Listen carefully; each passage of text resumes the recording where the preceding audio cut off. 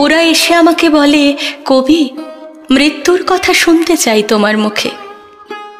আমি বলি, মৃত্যু যে আমার অন্তরঙ্গ, জড়িয়ে আছে আমার দেহের সকল তন্তু, তার ছন্দও আমার হৃদস্পন্দনে, আমার রক্তে তার আনন্দের প্রবাহ। বলছে সে, চলো চলো চলো বোঝা ফেলতে ফেলতে, চলো মরতে মরতে নিমেষে নিমেষে, আমারই টানে আমারই বেগে।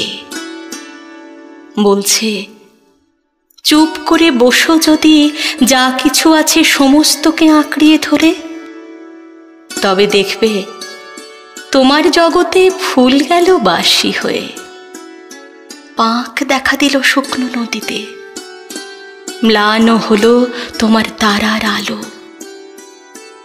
বলছে, থেমো না থেমো না, পিছনে ফিরে তাকিও না, পেরিয়ে যাও পুরনোকে, জীর্ণকে, ক্লান্তকে, অচলকে।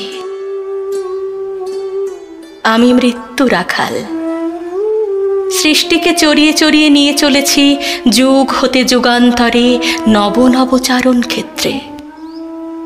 যখন বইল জীবনের ধারা, আমি এসেছি তার পিছনে পিছনে, দিইনি তাকে কোনো গর্তে আটক থাকতে। তীরের বাঁধন কাটিয়ে কাটিয়ে ডাক দিয়ে নিয়ে গেছি মহা সমুদ্রে।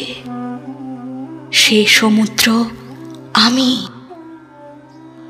বর্তমান চায় বর্তিয়ে থাকতে, সে চাপাতে চায় তার সব বোঝা তোমার মাথায়।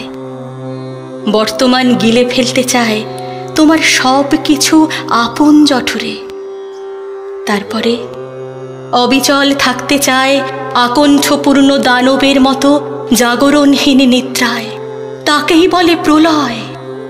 এই অনন্ত অচঞ্চল বর্তমানের হাত থেকে আমি সৃষ্টিকে পরিত্রাণ করতে এসেছি অন্তহীন নব নব অনাগতে।